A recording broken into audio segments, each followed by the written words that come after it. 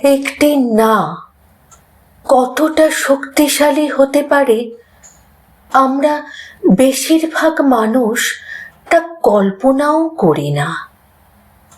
কিন্তু ইতিহাস জানে একটি কণ্ঠ, একটি সিদ্ধান্ত, একটি অস্বীকৃতি পুরো সমাজের নৈতিক মানচিত্র বদলে দিতে পারে।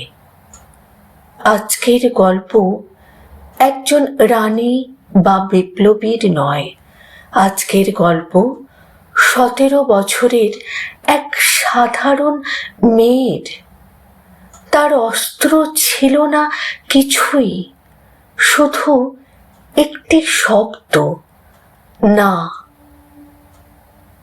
নমস্কার, আপনি শুনছেন করকাকুজ্জি ইন্ডিয়া, যেখানে গল্প শুধু শোনা যায় না, গল্প মানুষকে প্রশ্ন করতে শেখায়। চলুন ফিরে যাই 1965 সালের ইতালিতে। 1965 সাল, ইতালির সিসিলি। মাত্র 17 বছরের এক কিশোরী, নাম ফ্রাঙ্কা ভিওলা। একদিন হঠাৎ তাকে অপহরণ করা হয়। 8 দিন 8 রাত নির্মম যৌন নির্যাতন। শরীর ভাঙা হয়েছিল, কিন্তু ভাঙেনি তার মন। এই অত্যাচারের পেছনে ছিল একটি মাত্র দাবি, আমাকে বিয়ে করো। কারণ তখন ইতালির আইন বলতো, যদি ধর্ষক ভিকটিমকে বিয়ে করে তাহলে সে অপরাধী নয়। আইনের নাম ছিল সম্মান পুনরুদ্ধার। প্রশ্ন ছিল, ধর্ষককে মুক্ত করে কার সম্মান উদ্ধার হয়? ফ্রাঙ্কাকে উদ্ধার করার পর পরিবার বলেছিল, বিয়ে করো, নইলে সমাজ তোকে মেরে ফেলবে। পাড়া প্রতিবেশী বলেছিল, ধর্ষণ হয়েছে তো কি হয়েছে, বিয়ে করলেই সব ঠিক।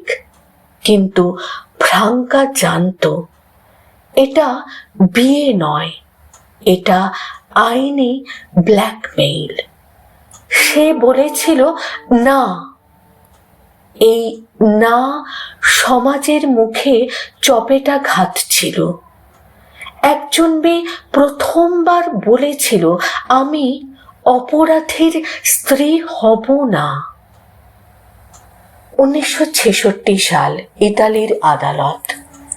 একজন কিশোরী সবার সামনে দাঁড়িয়ে বলেছিল, আমি ভিকটিম নই, আমি অপরাধীর সঙ্গে জীবন কাটাতে রাজি নই। এই মামলায় ধর্ষক ফিলিপ্পো মেলোডিয়া পেয়েছিল 11 বছরের কারাদণ্ড। আর ইতিহাসে লেখা হয়ে গিয়েছিল, একজন মেয়ে আইনের চোখে মাথা উঁচু করে দাঁড়াতে পারে। গোটা ইউরোপ কেঁপে উঠেছিল। রাষ্ট্রপতি, পোপ সবাই ফ্রাঙ্কার সাহসকে সম্মান জানিয়েছিলেন। কিন্তু ফ্রাঙ্কা কোনো খ্যাতি চায়নি, সে চেয়েছিল শুধু ন্যায় বিচার। এই একটি মামলা ইতালির সমাজকে প্রশ্ন করতে বাধ্য করেছিল। শেষ পর্যন্ত 1981 সালে ইতালি সেই লজ্জাজনক আইন বাতিল করে। একটি দেশ বদলে গিয়েছিল, কারণ 17 বছরের একটি মেয়ে মেনে নাও বলেনি। ফ্রাঙ্কা পরে বিয়ে করেছিল তার শৈশবের বন্ধু জিওসেপ্পেকে। সে কখনো বলেনি তুমি ধর্ষিতা, সে বলেছিল তুমি যোদ্ধা। এই গল্প শুধু ইতালির নয়, এই গল্প প্রতিটি সমাজের জন্য আয়না। আজও বহু মেয়েকে বলা হয়, চুপ করো, মেনে নাও। কিন্তু ইতিহাস বলে আত্মসম্মান কখনো মেনে নেওয়া আসে না, আসে প্রতিবাদে।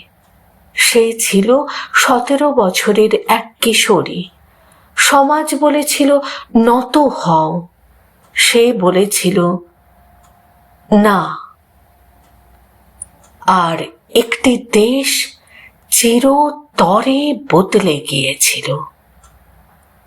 যদি এই গল্প আপনাকে নাড়া দেয় তাহলে চুপ থাকবেন না। লাইক করুন, শেয়ার করুন আর সাবস্ক্রাইব করুন করকাকুর্চি ইন্ডিয়া।